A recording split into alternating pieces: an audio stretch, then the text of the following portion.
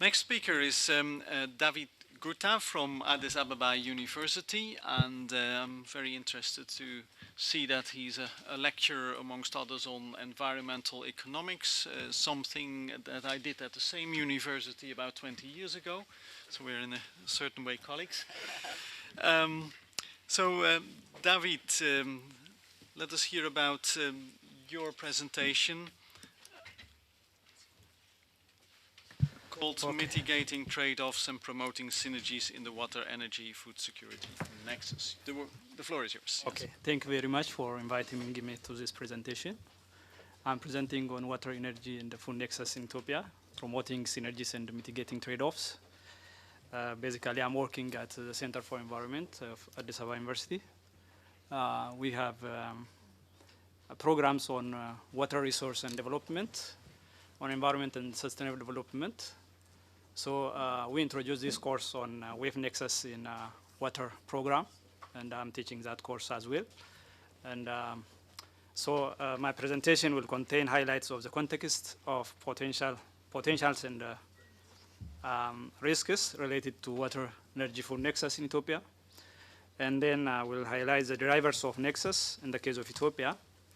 Then I will give some evidences from our studies, going on studies. And then I will show some key interventions in the three sectors. So Ethiopia is the second populous country in Africa with 107 million population, estimated population, and a total land mass of 110 million hectares. So the majority of the population depend on agriculture for their livelihoods, and the country has also strong livestock ownership. According to FAO stats, about 54 million livestock population, which makes it the fifth in the world and first in Africa. So the agricultural sector is dominated by smallholder farmers. It's basically rain-fed and highly vulnerable to changing climate and variability in rainfall. And it is characterized by low level of input use and a low share of irrigated area.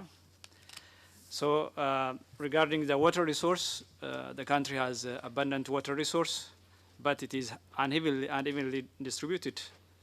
And also the underground water resource potential of the country is about 2.6 billion metric cube, which is not harnessed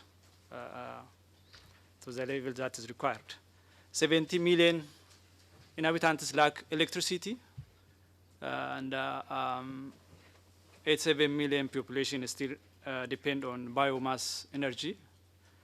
And use of biomass energy has outstanding challenges in terms of health, in terms of gender and equity issues. The country also experiences high rate of land degradation, and is also depending highly on hydroelectric power. That makes it vulnerable to climate changes and drought. So some of the WEF Nexus drivers are rapid population, economic growth and population growth. So the country is growing at high rate for the last decade and a half, and still is growing at high rates. So with growth in economy, there is an increase in demand for non-agricultural demand for water in the industrial sector, and the urban sector is expanding sharply. And there is also change in preference for food, high demand for electricity, and the electricity sector is vulnerable to climate change because of dependence on hydroelectric power. As a result of this, there is a blackout of electricity, interruption of electricity, that the urban sector is even experiencing. The other is rapid population growth of annual rate of 2.6. That means around 2 million population each year. So climate change is a strong challenge that affects food production, water availability, and the hydro energy production. 95% of the crop production is rain-fed, and it is vulnerable to drought.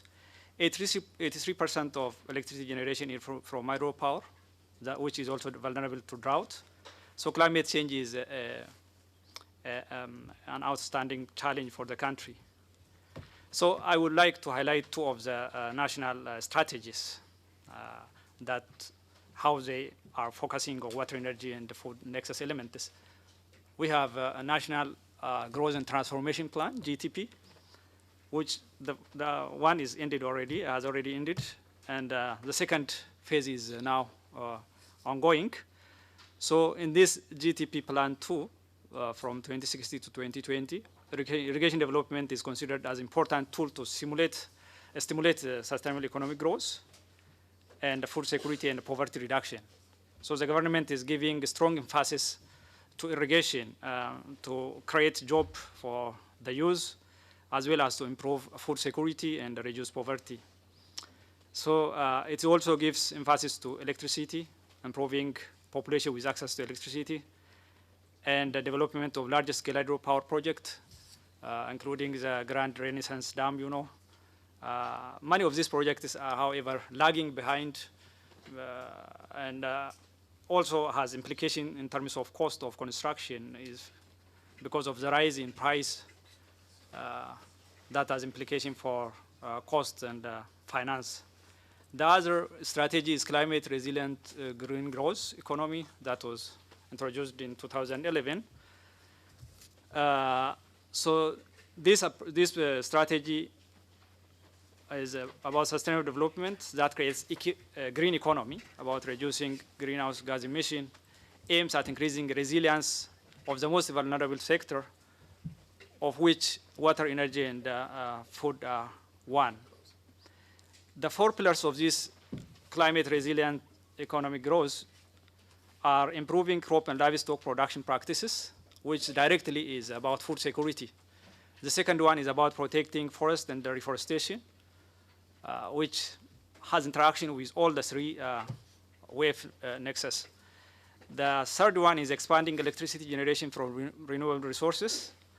And the last one is about leapfrogging to modern and energy efficient technologies. So both the strategies strongly emphasize on water, energy, and the food nexus.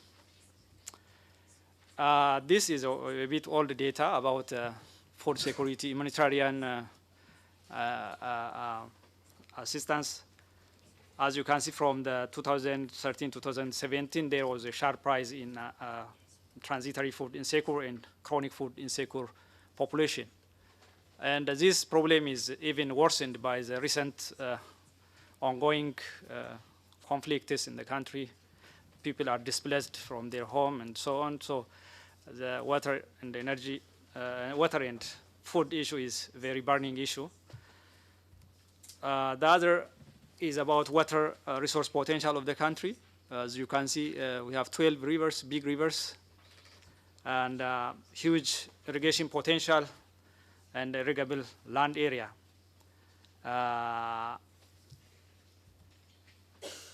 So water access and energy access, specifically in the rural area, has a strong implication on the gender equity issue, on health, and on education, and so on.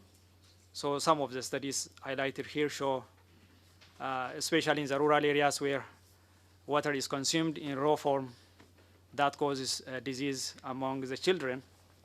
And also it has implication for the women time allocation and children education. So we have done empirical studies on this issue, and I will summarize those empirical studies at the end. Sustainable agriculture intensification and irrigation. The country has emphasized, as I've said, on irrigation, and that would synergize Nexus.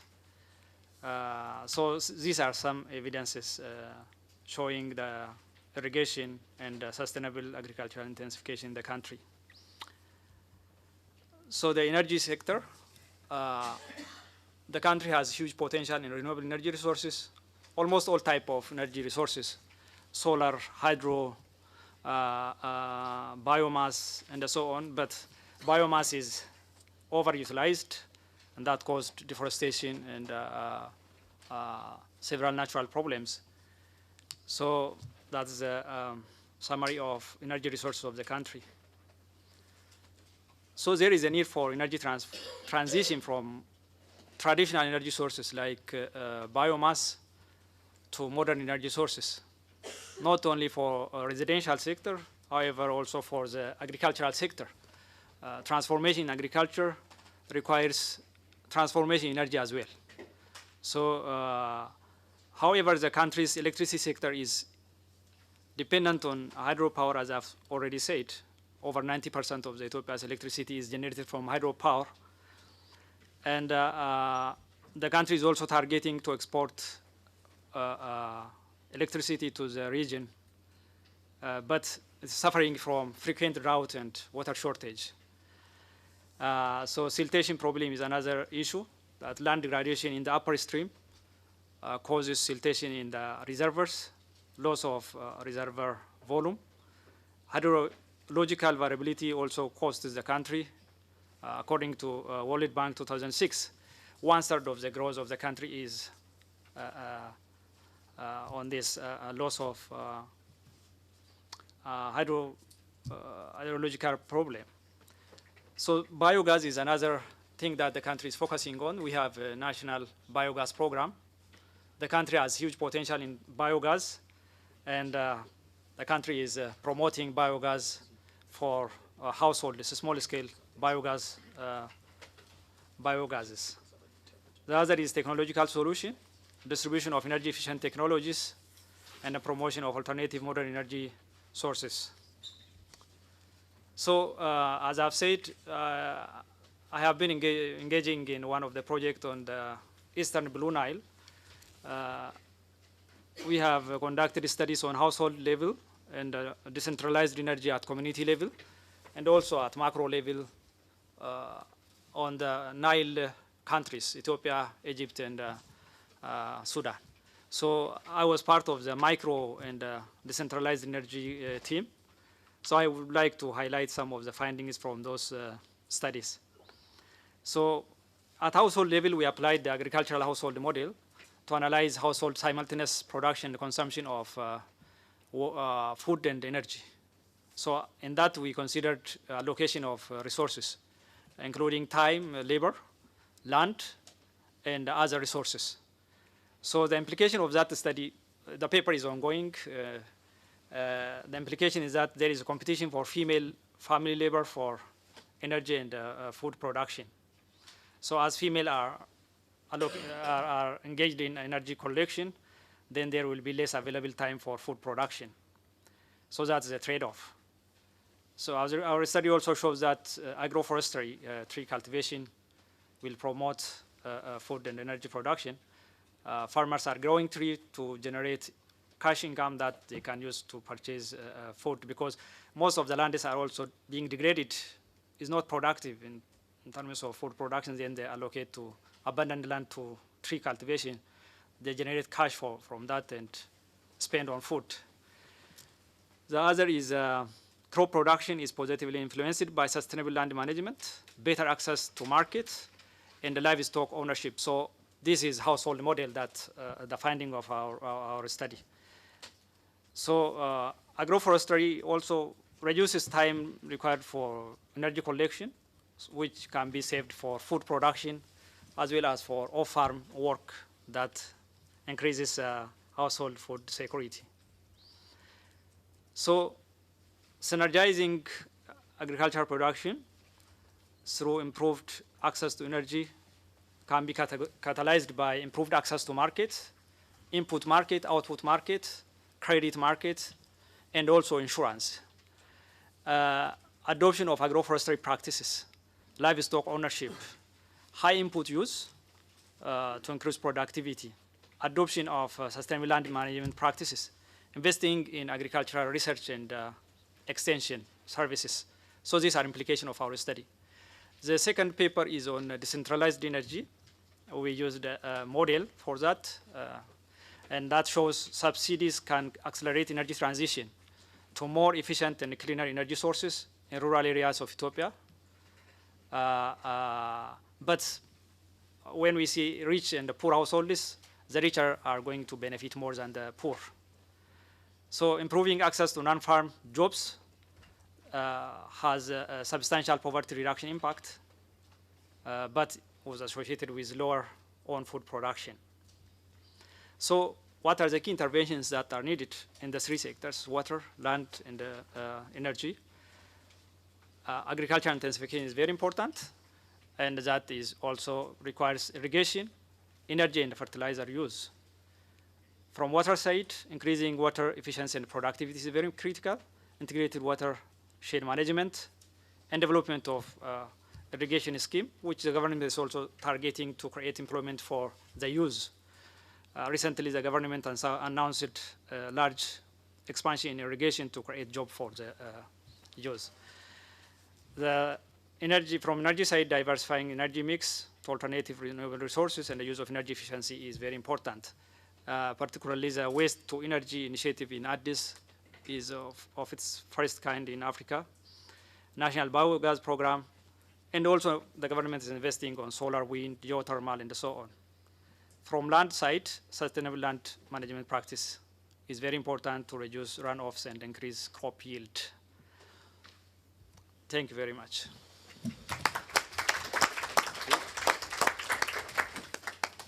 Thank you for sharing us the empirical evidences as well from your research.